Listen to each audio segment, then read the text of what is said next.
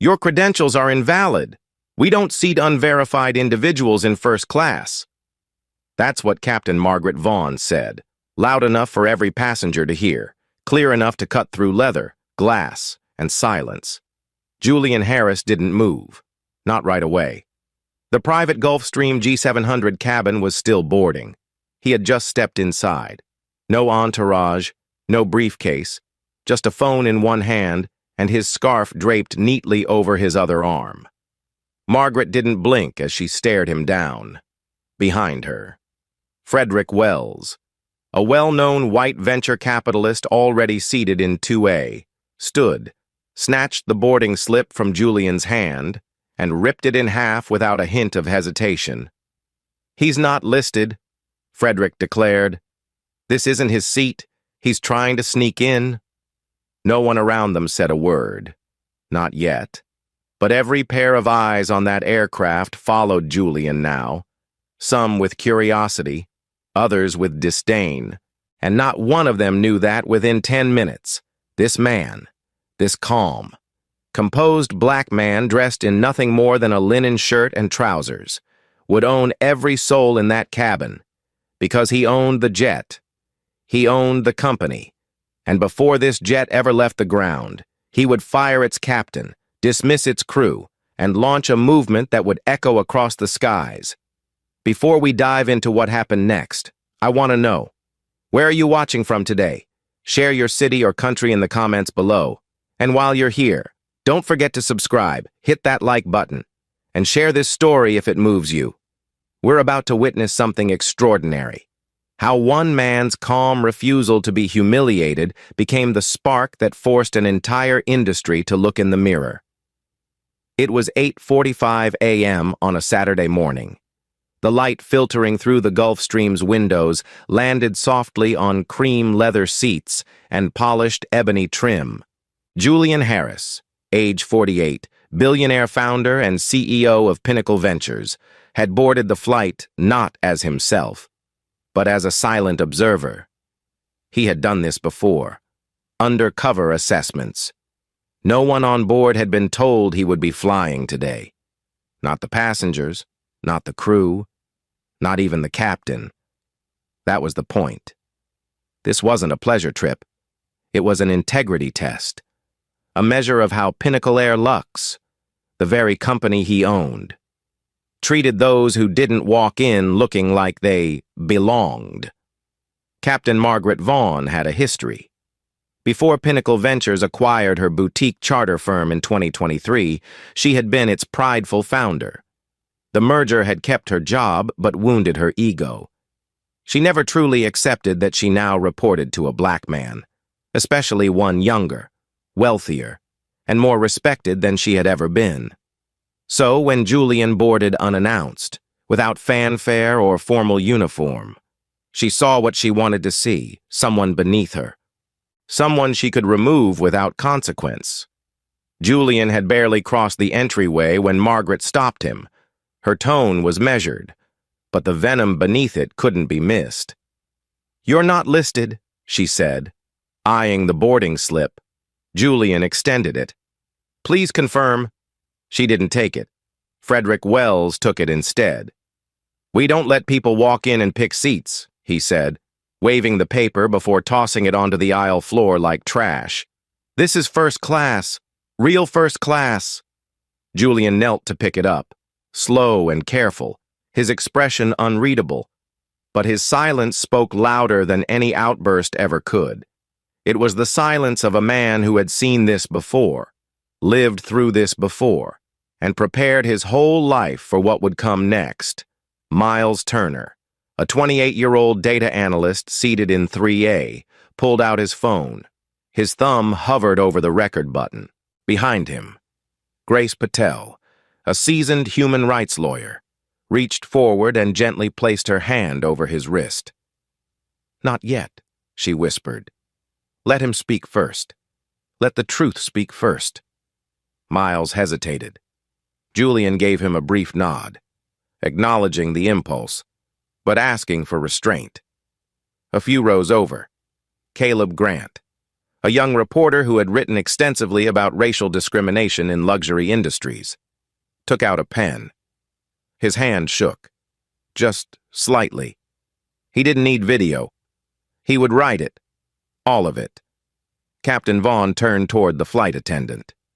"Chloe," she called. "We've got an unconfirmed passenger trying to occupy seat 2A. Chloe Bennett, young and unsure, nodded. "Not listed on our manifest," she repeated automatically. "That seat belongs to Mr. Wells." Julian looked her in the eye. "I'm asking for a verification, not an opinion." Margaret raised her voice just enough to be heard by every passenger. "This unlisted individual is delaying our departure. Security will be summoned if he doesn't step aside." Frederick smirked and leaned back in his seat. Arms crossed. "Some people just can't take a hint." Then he pulled out a sleek black leather card from his coat pocket. "Elite status," he said smugly, flashing it like a badge. "You don't just walk in here without it." Julian looked at the card, then looked at Frederick. "I don't need a card," he said. "I need truth." That was when Caleb, watching closely, squinted at the badge in Frederick's hand. "Hold on," he said, rising from his seat. "That's not a valid format. They changed those cards last year." He stepped forward and carefully plucked the card from Frederick's fingers. "This isn't even real," he said, holding it up for others to see. "This man forged his status." The whispering began. Someone gasped. Even Chloe looked stunned. Julian's phone buzzed once. He answered. "Evelyn," he said, calmly. "Record this moment." On the other end, Evelyn Carter, his longtime executive assistant, didn't ask why. "Already recording," she replied, "documenting every word." Julian glanced at Captain Vaughn. "You're challenging the integrity of your employer. You realize that, don't you?" Margaret scoffed. "You're not my employer. You're not even a passenger." Julian looked directly at her. "If you say that again, you'll regret it," Frederick interjected. "This is nonsense. Call security already. He's trespassing." Caleb stepped forward. "He's doing nothing of the sort, and you know it." Grace, still seated, added, "This isn't about procedure. This is about perception." Julian remained composed. "Captain Vaughn, this is your final opportunity to verify my seat quietly, before this becomes something far bigger than you imagine." Margaret didn't move. Julian turned back to his phone. "Evelyn, notify corporate that I've been denied my seat by name. Note the names of the captain, the attendant, and the passenger in seat 2A. Evelyn responded. "Noted. Would you like me to escalate?" Julian replied. "Let's give them one last chance to choose integrity." Caleb folded his arms. "This is vile," he muttered. "All of it." Julian answered him softly. "That's why I came alone." Margaret still didn't speak, but her silence, rigid, defiant, was answer enough. Julian looked down at the torn boarding pass in his hand. Then he looked up at every passenger in the cabin. "This company was built to elevate everyone, but it seems we still need to learn who we truly serve."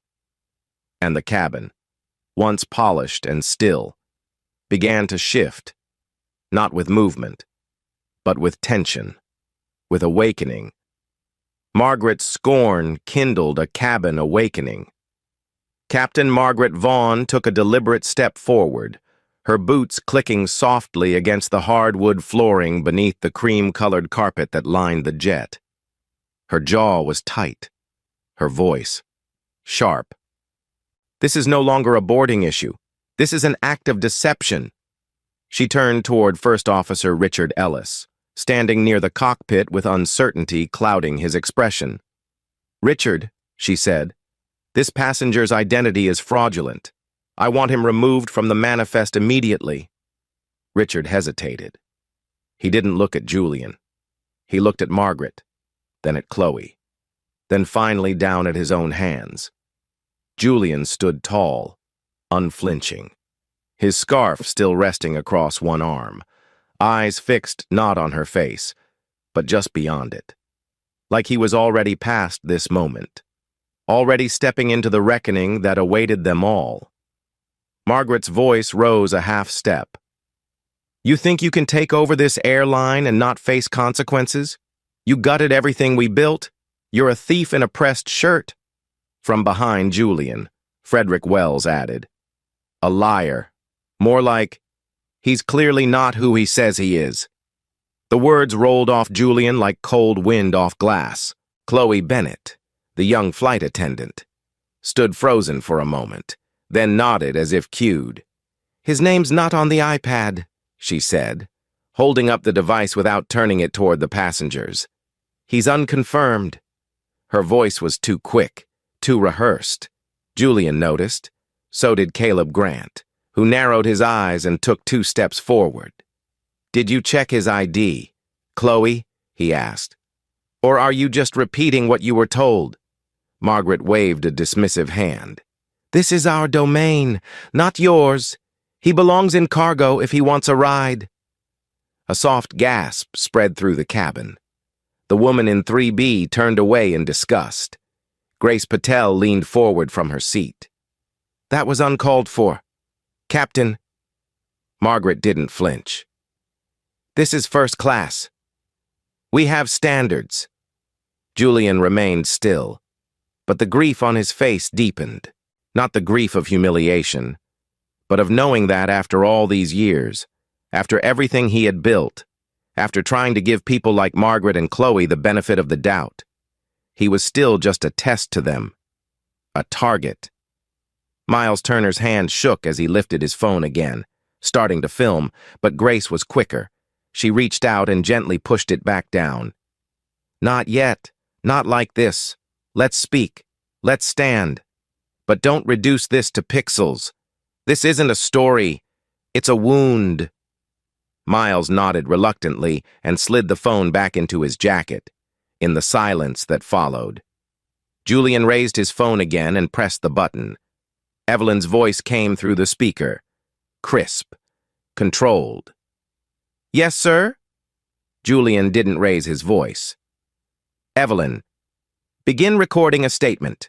Captain Margaret Vaughn has publicly accused me of falsifying my identity, and flight attendant Chloe Bennett has declared me unconfirmed, despite holding a boarding pass issued by corporate," Evelyn replied. "I'm logging every word. Continue when ready." Julian looked directly at Chloe. "Tell the truth. Are you following orders, or are you complicit?" Chloe's hands trembled. Her eyes darted to Margaret. I'm just reporting what I was told," Margaret snapped. "Don't backpedal now." Julian stepped forward. "Captain Vaughn, you've accused me of theft, of fraud, of being unworthy of this space. You're not just wrong. You're dangerous." Richard Ellis shifted uneasily, clearly torn. He opened his mouth, then closed it. Evelyn's voice crackled again. "Sir, I've logged all statements so far. Would you like me to notify internal compliance?" Julian said. "Not yet. Keep listening. There's more." That was when Chloe cracked. Her voice broke mid-sentence. "She bribed me," she said, just above a whisper. "I wasn't supposed to say anything, but she gave me $2,000 last week to remove a name from the iPad manifest. I didn't know it would be you." Gasps erupted again. Grace stood. "You did what?" Chloe nodded, tears forming now. "She said it was a routine adjustment, said the passenger had been flagged for suspicion." Margaret's face turned to stone. "This is absurd," she said. "You think anyone would believe that?"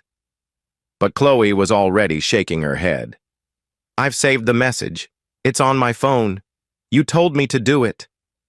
Julian let out a slow breath. "That," he said quietly, "is the sound of truth crawling out from under the weight of fear." Margaret spun on Chloe.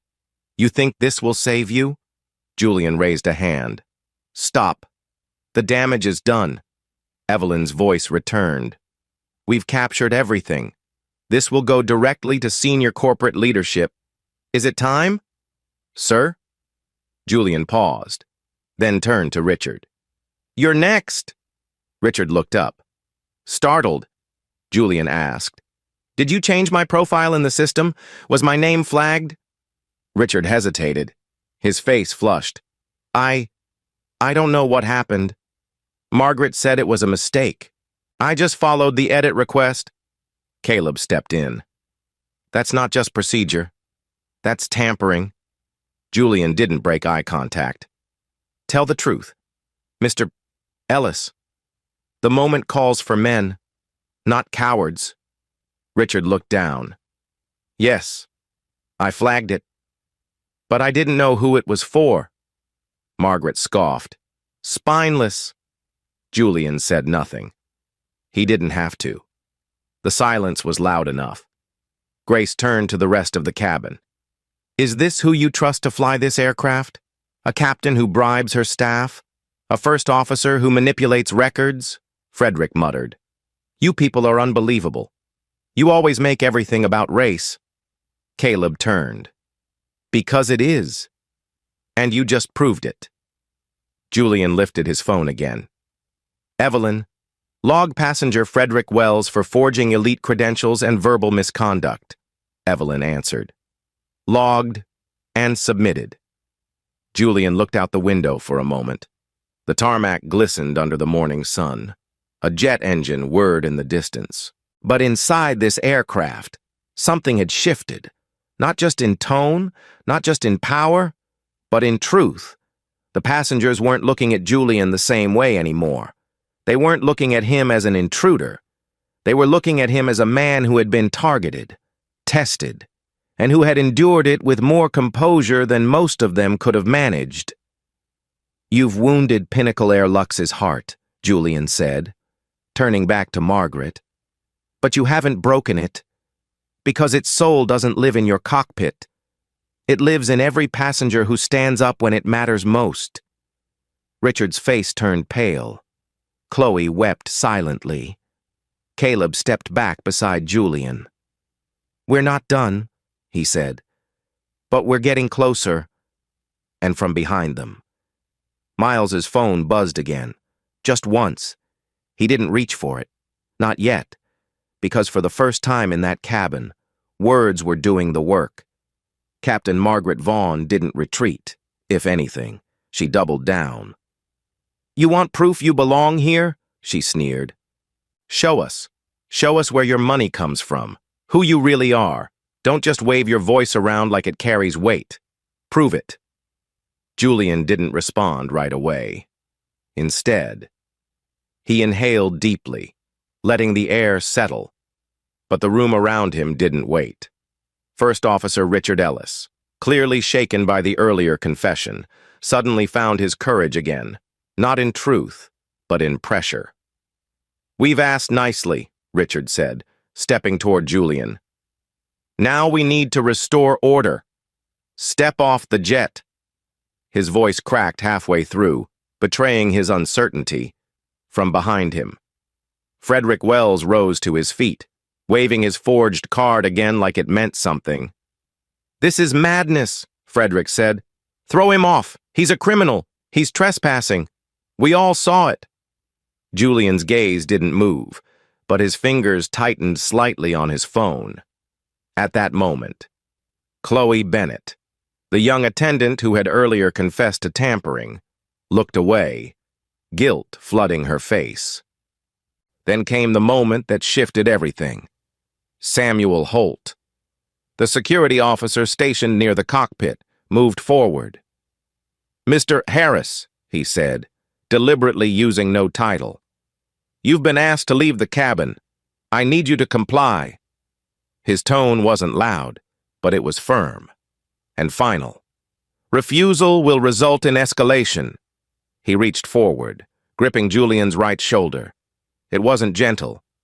It was a show of control, a statement, a threat in uniform. As his hand landed, Julian didn't flinch, but the cabin did. Grace Patel stood so quickly her seat rocked. "Take your hand off him," she said sharply. "This is no longer protocol. This is harassment." But Samuel didn't let go. Instead, with one arm, he pushed Julian back slightly, just enough for the scarf to fall to the floor. "Sir," he said again, "step off the aircraft." The entire aisle held its breath. Behind them, Caleb Grant raised his voice. "What is the charge?" he demanded. "What law has he broken?" Frederick responded instead. "He doesn't belong here. That's the charge." Grace turned on him. "Belonging isn't a matter of your comfort. Mr. Wells, it's a matter of truth, and your truth's already unraveling." Miles Turner, still seated, reached again for his phone. "I need to film this," he said, his voice tense. Julian turned toward him. "Miles, no, we don't need video. We need voice, speak, witness. Don't disappear behind the lens."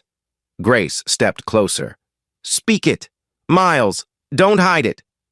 Miles nodded, stood, and said clearly, "This is racial profiling. This is abuse of authority, and it's happening in broad daylight." Evelyn's voice came through the phone once again. "Sir, I've logged physical contact by security. Do I escalate?" Julian's reply was soft. "Not yet." Margaret, arms folded, smiled faintly. "So much drama for one unauthorized guest." Julian turned toward her slowly. "This will be the last time you insult me, Captain." His voice didn't rise. It didn't need to. It was steady, grounded, behind him. Caleb leaned in.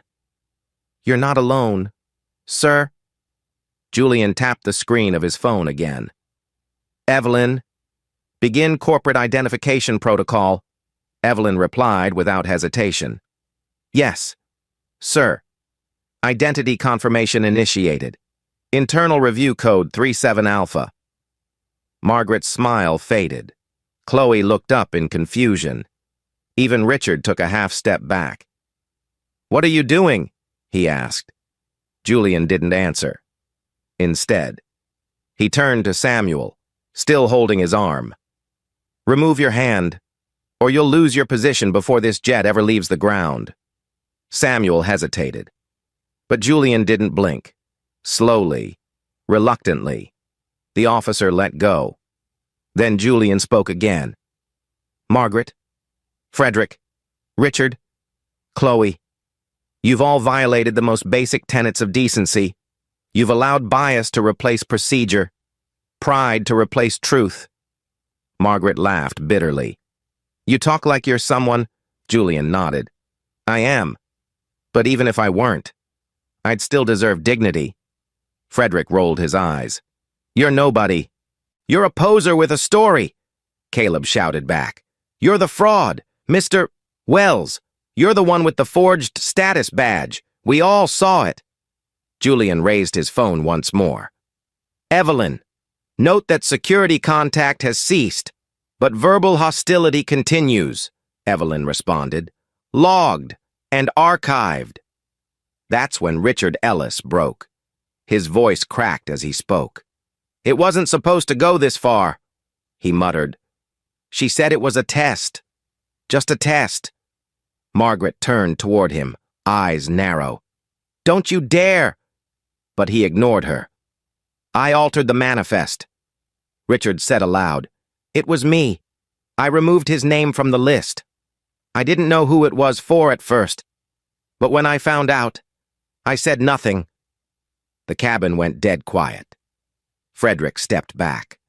Chloe let out a soft, choked sob. Margaret didn't speak, but her silence was louder than screams. "I was following orders," Richard added.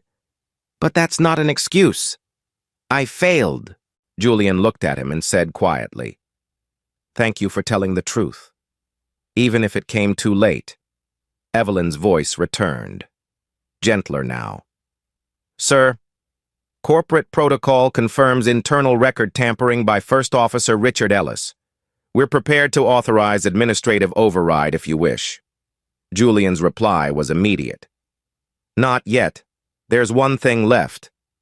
Then, for the first time in nearly 10 minutes, Julian raised his voice, not in anger, but in declaration. I own Pinnacle Air Lux. The sentence hung in the air like thunder. I am Julian Harris, founder and CEO of Pinnacle Ventures, and every inch of this aircraft, including your contracts, falls under my authority. Gasps, audible gasps. Frederick stepped backward into his seat. Chloe stumbled into the galley. Margaret froze. Richard lowered his head, and the passengers, who had watched in silence, then in concern, and finally in disbelief, rose to their feet. Some clapped, others stood still, but all of them looked at Julian now with awe. Not because he had revealed his power, but because he had never needed to. Grace stepped forward and nodded once. You didn't have to prove it, but you did. And now, it's our turn to stand.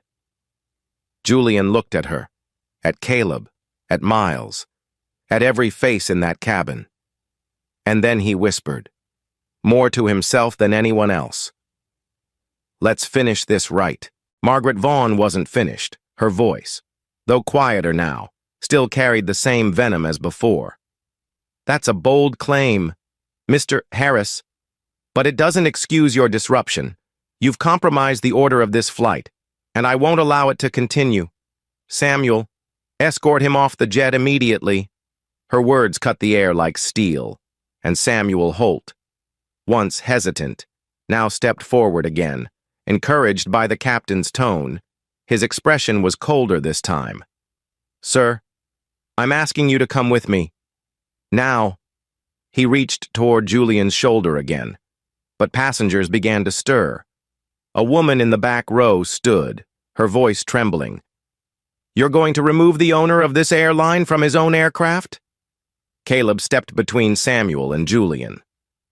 Don't touch him. You do that, and I'll ensure your name is in every outlet by noon. Samuel's hand hovered, unsure now, but Margaret didn't yield. This flight is under my command until departure. He is not qualified to sit here. That's when Nia Thompson spoke, quiet until now, seated beside the window in seat 3A. Her voice broke through the tension. Excuse me, she said carefully, but I'd like to confirm that my boarding pass is also being questioned. Margaret's head snapped toward her. Excuse me? Nia, a black textile designer traveling to a design showcase in London, held out her pass. You passed me in the aisle earlier and said nothing. Now that we're identifying who belongs and who doesn't, am I also in the wrong seat? Margaret hesitated, then moved toward her. Your documents were suspect when I reviewed the manifest. We'll need to verify your status, too. Nia's lips parted in disbelief. Are you serious? Margaret nodded, turning to Chloe. Check her clearance. Chloe, still visibly shaken, froze in place. Julian looked across the cabin at Nia, saw the panic rising in her throat. Don't move, he said gently. You belong here. Miles Turner stood now, fists clenched. How many more people are you going to target today? Grace Patel stepped toward Nia protectively. This is retaliation, plain and simple. Margaret pointed toward Julian. This is the chaos you've caused. Julian didn't flinch. No. Captain, this is the truth you tried to bury. Samuel raised his voice again. Sir, I will have to use force if you do not comply. At that moment, Richard Ellis whispered something barely audible. Check her logbook. Caleb, ears sharp, turned. What did you say? Her logbook, Richard repeated, louder this time. Margaret keeps a private flight log, always has. Notes on every passenger. She writes things that aren't supposed to be shared. Chloe's mouth dropped open. You mean the one with the initials and color codes? Yes, Richard said, his voice growing steadier. It's all there. She documents who she believes is worthy and who isn't. I saw her right in it before takeoff. Julian turned to Chloe. Where is it? Chloe hesitated, then stepped toward the cockpit storage compartment. She pulled out a small, leather-bound notebook, tucked inside a maintenance binder. She opened it, flipping past technical notes until she found a tabbed section with handwritten entries. Caleb took it from her hands and began reading aloud. May 25, unverified woman in 3A, likely designer type, watch for fabricated credentials. He paused, looking at Nia, who stood frozen, hands at her sides. May 31, man in linen shirt, possible plant. If challenged, escalate gently. Don't engage on race. The cabin fell into stunned silence. Margaret's face turned a pale shade of ash. Those are private notes. They're not policy. Caleb didn't stop. February 14th, passenger Grant, too outspoken, track seating movement. He looked at Julian. This is a pattern, a manifesto of quiet discrimination. Nia stepped forward. So it was never about documents. It was about who made you uncomfortable. Margaret's voice cracked, but she tried again. That notebook isn't sanctioned. Julian turned to Samuel. Are you still prepared to remove me? Or are you going to read the words your captain wrote about you too? Samuel stiffened. She has notes about everyone? Chloe nodded solemnly. She kept lists, names, comments about tone, dress, even skin tone. Evelyn's voice came through Julian's phone once more. Sir, we've received the logbook image from Caleb's stream. Internal legal is reviewing. Would you like to proceed with corrective action? Julian didn't answer yet. He stepped closer to Margaret. You hid behind ranks, behind uniforms. But it wasn't order you were protecting. It was bias. Margaret's posture faltered. You don't understand what it's like to manage pressure. Julian shook his head slowly. I understand exactly what pressure feels like, but I don't use it to dehumanize people, Chloe whispered. There's more. Julian looked at her. Show them. Chloe turned the final pages. Inside was a list of names under the title, Preferred Guests. All were white. Several were underlined, including Frederick Wells. Caleb read out the last entry. June projection. Remove outliers. Shift equity appearances to PR only. Miles spoke what everyone was thinking. That's not ignorance. That's engineering discrimination. Julian turned to Evelyn. Begin protocol escalation, Evelyn responded. Corporate now authorizes full executive override. You may proceed. Julian looked around the cabin, at every face watching him, at Nia, still shaking, at Chloe, crying, at Margaret, now slumped in the galley. You've written enough. Captain, but this final page, you don't get to control how it ends. He stepped forward. You're relieved of duty. As of now. Caleb nodded. And we'll make sure that logbook finds its way into the daylight. The cabin, once trembling with tension, began to breathe again. But what came next would define not just this flight, but the future of Pinnacle Air Lux itself. Julian stood still for a moment, eyes lowered, as the weight of silence pressed down on the cabin like gravity. Then, with a calm breath, he reached for the button on his jacket and fastened it with quiet dignity. He stepped forward, eyes meeting every member of the flight crew with unwavering clarity. Captain Margaret Vaughn, he said, voice clear but composed. You no longer hold authority on this aircraft. As of this moment, you are dismissed from your role and relieved of all responsibilities. Margaret's mouth parted in disbelief. You can't. But Julian raised one hand. I can. And I have. He turned next to Richard. Mr. Ellis, as first officer, your falsification of internal records violates both trust and operational integrity. You are hereby dismissed. Then to Chloe, who looked away in shame. Ms. Bennett, I acknowledge your confession, but complicity is still participation. You are dismissed as well. Chloe swallowed, nodding without protest. Finally, Julian's eyes settled on Samuel. Mr. Holt, you physically mishandled a passenger in violation of protocol and failed to question an unlawful directive. You are no longer part of this crew. The four stood frozen in place, stunned, hollow. Julian turned toward the passengers, his voice now addressing all. This aircraft and the company behind it were built on a promise, not just of luxury, but of dignity. That promise was violated here today. He turned slightly, facing the central aisle. I am Julian Harris, founder and CEO of Pinnacle Ventures, owner of Pinnacle Air Lux. This aircraft, this crew, this route, all of it, is under my direction. The ripple through the cabin was instant. Audible gasps, murmured exclamations, hands rose to mouths. Caleb took a step back, then forward again, stunned. You own this entire operation? Julian nodded once. Every flight, every hangar, every employee, and starting today, every standard will be rewritten. Evelyn's voice came through the phone. All dismissals acknowledged and confirmed. You are fully empowered to proceed. Sir? Julian exhaled and stepped closer to the galley. And we will proceed. Not with vengeance, but with reform. He turned, speaking directly to the stunned group of passengers.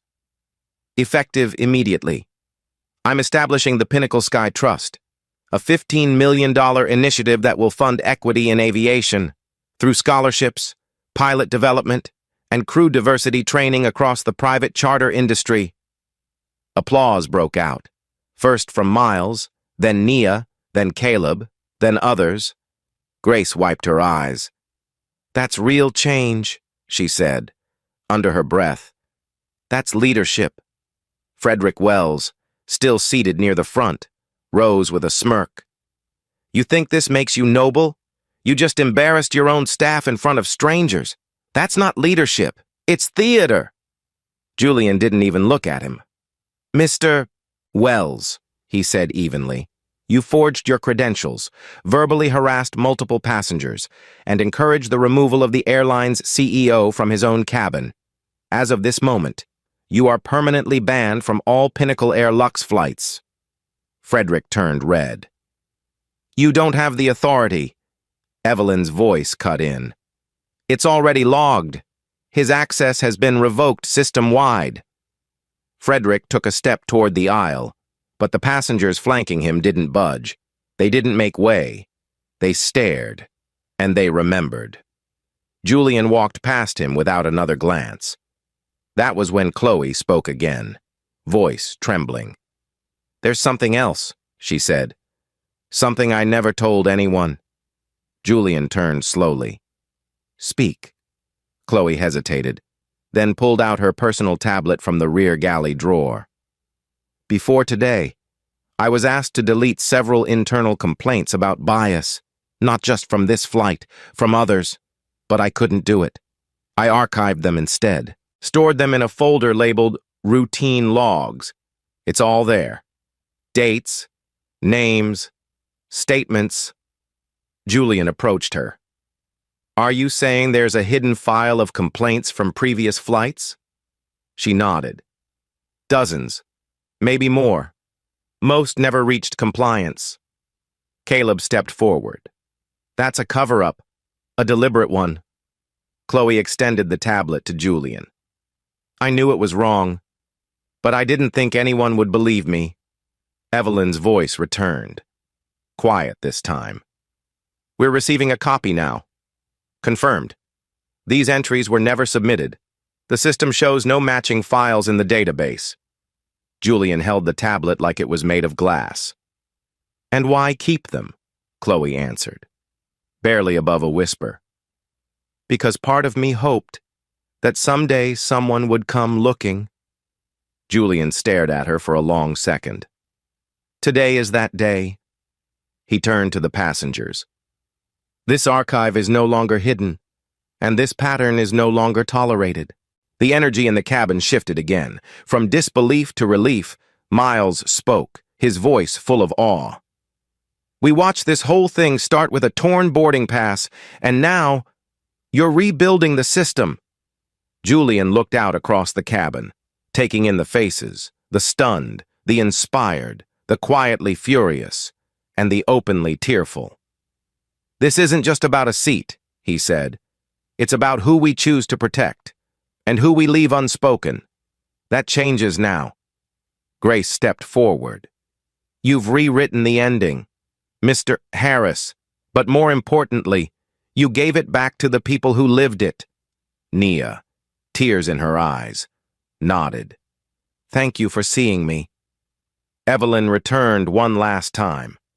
Corporate leadership has endorsed your actions. Internal legal will initiate investigations, and the Pinnacle Sky Trust press release will go live in 60 seconds. Julian nodded once, then slowly, with quiet assurance. He walked back to his seat, not to reclaim it, but to recenter it. This aircraft would fly again, but it would never fly the same. The cabin was quiet now, not with tension, but with transformation. Julian remained standing near the aisle, centered between the rows of people who had just witnessed both disgrace and renewal. He looked toward the cockpit door, then slowly scanned the faces of those still seated. His voice, when it came, was not raised. It didn't need to be. This aircraft was never just about leather seats or champagne, he said softly. It was always meant to be a vessel for dignity. He turned slightly, his gaze steady. And starting today, Pinnacle Air Lux will no longer tolerate unspoken bias behind closed cockpit doors. A murmur of agreement rippled through the passengers. Then, with quiet authority, Julian continued. We are launching the Pinnacle Unity Campaign, a permanent, internal initiative across all branches of Pinnacle Air Lux, mandating empathy training, quarterly verbal audit panels, anonymous passenger grievance reviews, and the creation of a traveling equity team that will fly monthly to observe crew behavior firsthand. Miles leaned forward in his seat. That sounds like more than damage control. Julian nodded. It's healing, but healing doesn't come from silence. It comes from structure. Caleb clapped slowly, then stood. I've been covering transportation for 6 years. I've never heard a CEO speak like this, Grace added gently. That's because most don't come into the cabin when there's fire.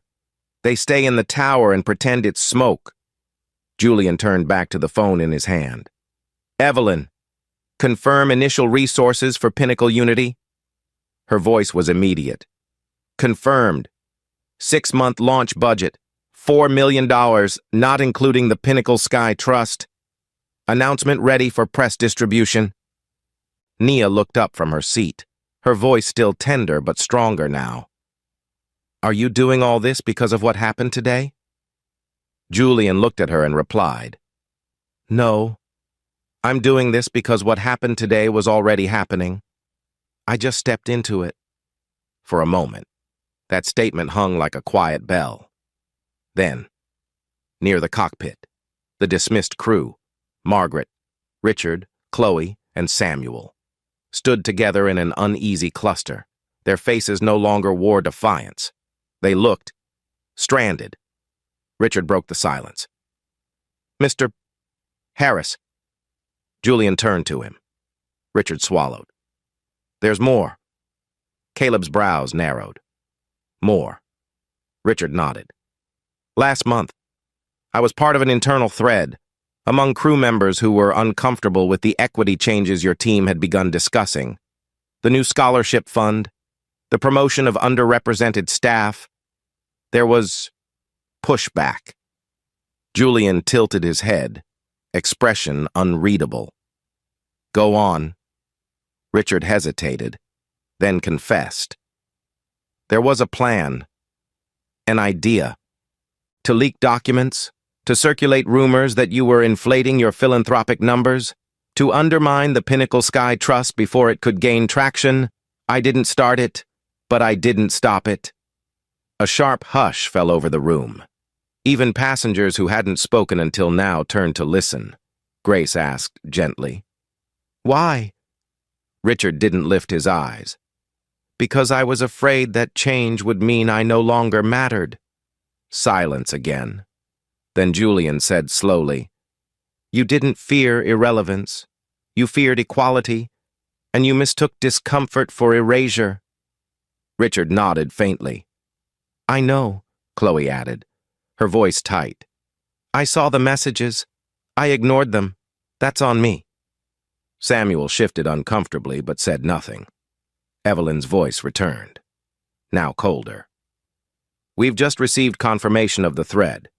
Sir, internal systems logged 3 access points tied to flight operations staff. Do you wish to proceed with disciplinary review? Julian didn't respond right away. Then he looked at Richard and said simply, The price of sabotage isn't just termination, it's trust. And you've lost both. Richard stepped back in silence. Miles leaned over to Caleb. This isn't just a firing. This is a reckoning. Julian nodded. Pinnacle Air Lux will undergo a full audit. Not just financial, cultural, historical. Every dismissed complaint will be reviewed. Every crew member retrained. And from this cabin forward, no one will be denied their seat because of who they are, Grace added quietly. That's what justice sounds like when it takes flight. Caleb nodded. And when it lands, it leaves something better behind. Julian turned once more toward the passengers. We're not just repairing a plane today. We're repairing a promise. And for the first time since the boarding door had closed, the entire aircraft felt like it belonged to everyone inside. The aircraft remained grounded, but the energy within the cabin soared higher than any altitude chart could measure. With the crew dismissed and the new campaign launched. Julian stood still in the center aisle as Evelyn's voice came through once more. Sir, the FAA has acknowledged receipt of the internal complaint archive. A full inquiry into Captain Vaughn's record has been initiated. Richard, Chloe, and Samuel will be suspended from all flight operations pending a hearing. And per your directive, Frederick Wells has been formally banned. The cabin remained quiet, absorbing the weight of what had just occurred, but the silence was no longer one of fear. It was reverent. Across from Julian, Caleb Grant stood with his pen down, eyes lifted. This isn't just a story, he said softly. It's a turning point, and we're living inside it. Julian nodded. Sometimes reform doesn't begin in boardrooms or courtrooms. Sometimes it starts in aisles like this, with people watching closely and speaking when it counts. Miles Turner, still standing, added, You turned this whole plane into a courtroom, but no one shouted. You let truth do the speaking. Julian smiled faintly. Justice doesn't always need volume, just clarity. Evelyn continued. Sir, news of the Pinnacle Sky Trust is spreading. We've received early commitments from donors matching your contribution. Projected total in the next quarter is already above 22 million. A ripple of astonishment moved through the passengers. Grace stepped forward, calm but purposeful. Julian, with all due respect, this isn't just company policy anymore. It's a new standard for the industry. Julian turned to her. And that's exactly what it's meant to be. He walked over to Nia, still seated but no longer shaken. Ms. Thompson, he said gently, I'd like to offer you a complimentary charter anywhere in the world. No strings attached. Just as a human being who should have never been doubted. Nia looked up, tears forming. You didn't just give me a seat. You gave me back my dignity. Julian nodded. Then that flight belongs to both of us. At that moment, a new voice broke through the cabin. It was deep, weathered. From the last row, an older white man slowly rose. He wore a blue blazer and a captain's pin faded with time. "Mr. Harris," he said with some effort, "may I speak?" Julian turned, surprised. "Of course." The man took a breath. "My name is Russell Denton. I flew for 30 years in private aviation. Retired now. But I know Margaret Vaughn well.